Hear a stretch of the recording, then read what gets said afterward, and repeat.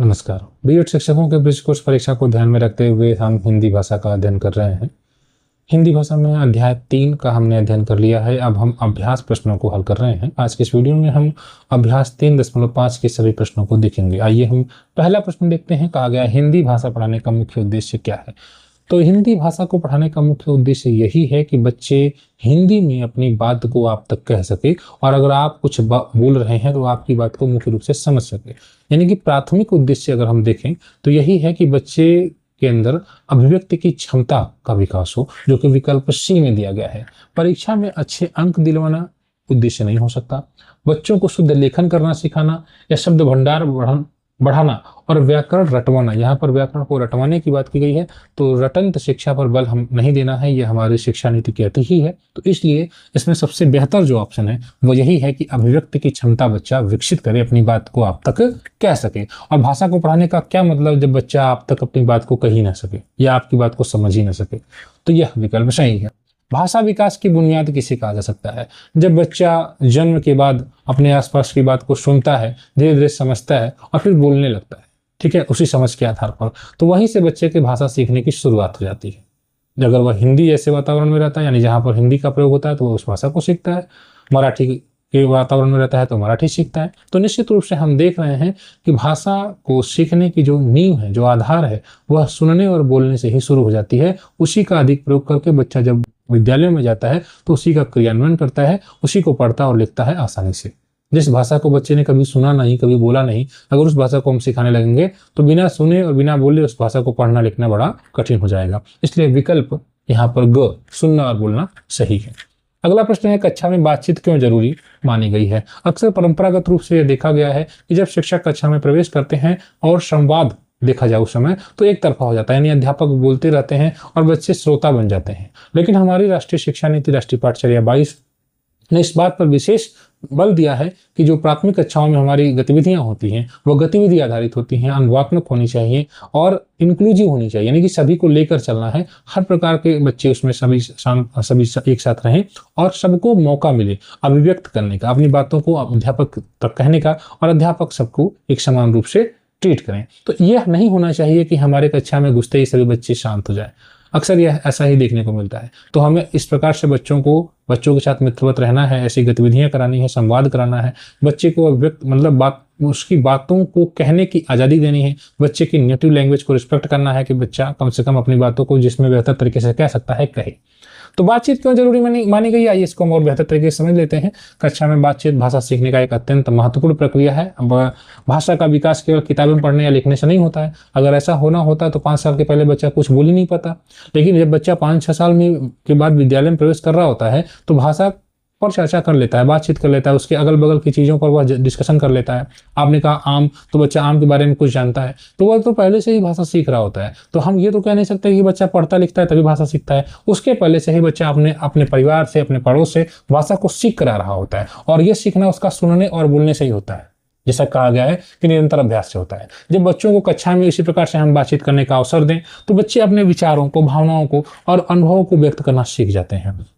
बातचीत के माध्यम से बच्चे नए नए शब्द सीखते हैं। जब एक दूसरे से बच्चे सुनते हैं, एक बच्चा जो नए नए शब्दों को बोल रहा है दूसरे के लिए हो सकता है, 2-3 बच्चे 4 बच्चे कक्षा में हैं, तो नए नए शब्दों को बच्चे सुनेंगे, सीखेंगे, वाक्य बनाएंगे। जब एक बच्चा कोई वाक्य बोलेगा तो उसी तरह उसका सुनकर दूसरा बच्चा भी वाक्य को बोलेगा और इसी प्रकार से बच्चे अपनी बात को स्पष्ट तरीके से प्रस्तुत करने का अभ्यास करते हैं। वे एक दूसरे की बातों को ध्यानपूर्वक सुनते हैं, समझते हैं और उन पर प्रतिक्रिया देना भी सीखते हैं। इससे उनके संवाद कौशल, तर्क शक्ति और आत्मविश्वास का भी विकास होता है। बच्चे जब तर्क करते हैं किसी एक बात पर बच्चा सहमत है कि नहीं सहमत है, ठीक। अब बच्चा कहता है कि बारिश होती है तो नाव बनाता हूं मैं, तो दूसरा बच्चा कहता है नाव कैसे बनाते हो, तीसरा बच्चा कहता है कागज की नाव बनाता है, चौथा बच्चा बोलता है कि मुझको भी तो कागज की नाव बनाने आता है। तो बच्चे इस प्रकार से बातचीत कर रहे होते हैं और भाषा का विकास कर रहे होते हैं, ठीक है। कक्षा में होने वाली बातचीत बच्चों को सक्रिय भागीदारी का अवसर देती है। वे प्रश्न पूछते हैं, उत्तर देते हैं, अपने अनुभव को साझा करते हैं, विभिन्न विषयों पर चर्चा करते हैं। इससे भाषा का सीखना स्वाभाविक, रोचक और अर्थपूर्ण बन जाता है। अतः कहा जा सकता है कि कक्षा में बातचीत बच्चों की मौखिक भाषा जो है और सामाजिक कौशल, आत्मविश्वास और अभिव्यक्ति क्षमता के विकास का महत्वपूर्ण माध्यम है। बच्चा अपनी बातों को कह रहा है, अभिव्यक्त कर रहा है, ठीक है। आत्मविश्वास होता है। जब बच्चे बातचीत करें, बातचीत का मौका देंगे तो बच्चों के अंदर आत्मविश्वास होगा कि हाँ मुझे भी बोलने का मौका मिल रहा है, मैं भी बोल रहा हूँ। अक्सर हम जब डिस्कशन कर रहे होते हैं, कुछ पूछ रहे होते हैं तो बच्चे हाथ उठाते हैं, सर मुझे आ रहा है, तो बच्चा अपनी बात को आपसे कहना चाहता है, तो आपको एक अध्यापक के रूप में उसे बोलने का मौका देना चाहिए। आगे है, आप अपनी कक्षा को बोलने के लिए सुरक्षित स्थान कैसे बना सकते हैं। एक शिक्षक के रूप में आप अपने कक्षा को बोलने के लिए सुरक्षित स्थान कैसे बनाएंगे। तो एक शिक्षक के रूप में हमारा प्रयास क्या होगा, इसका डिस्कशन आपको कर रहे हैं। आप अपने भी अनुभव लिख सकते हैं और इस उत्तर के हिसाब से भी समझ सकते हैं कि कक्षा का वातावरण ऐसा होगा जहां प्रत्येक बच्चा बिना किसी डर, झिझक या संकोच के अपनी बात को कहे। इसके लिए सबसे पहले मैं बच्चों की बात को ध्यानपूर्वक सुनूंगा और उनके विचारों का सम्मान करूंगा। ठीक है, हम जैसा कि हमने कहा ना कि हमें बच्चों को मौका देना चाहिए। ठीक है, हमें भी श्रोता बनना है।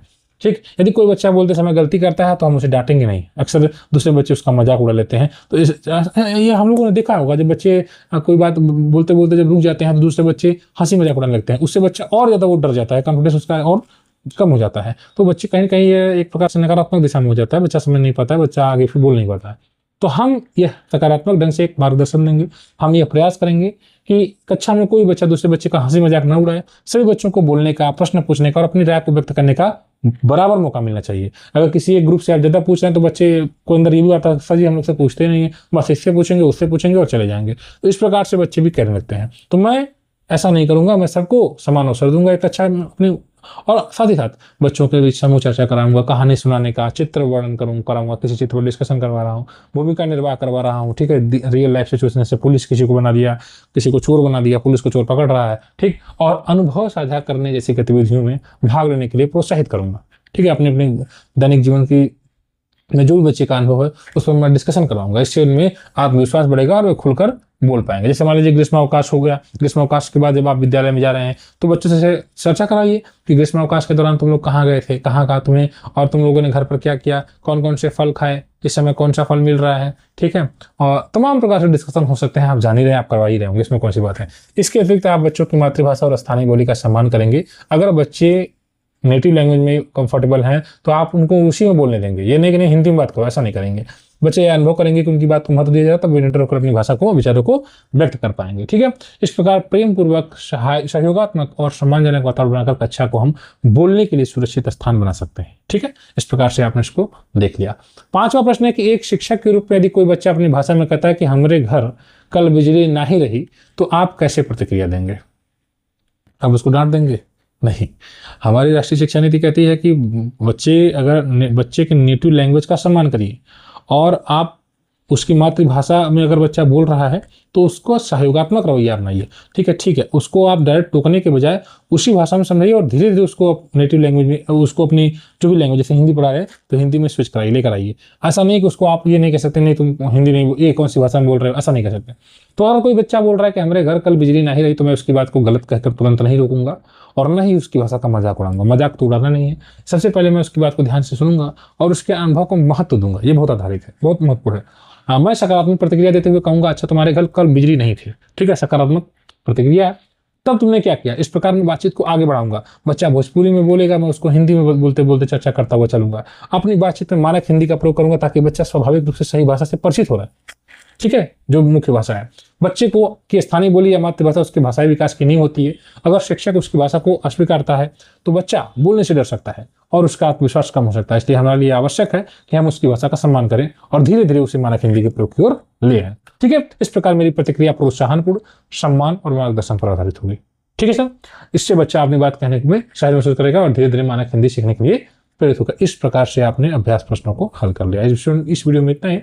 ब्रिज कोर्स की बेहतरीन तैयारी के लिए आप इस चैनल को सब्सक्राइब जरूर करें। धन्यवाद।